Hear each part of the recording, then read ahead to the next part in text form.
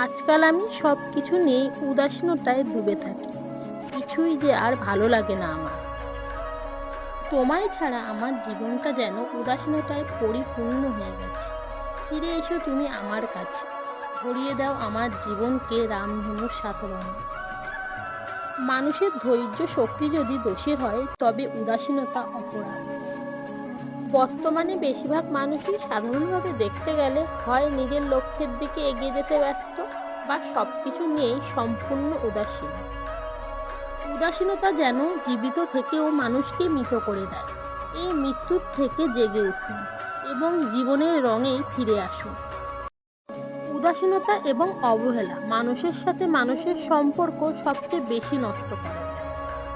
ইচ্ছা অনিচ্ছার দ্বন্দ্বে আজও হাতে লেখা আছে তোমার নাম।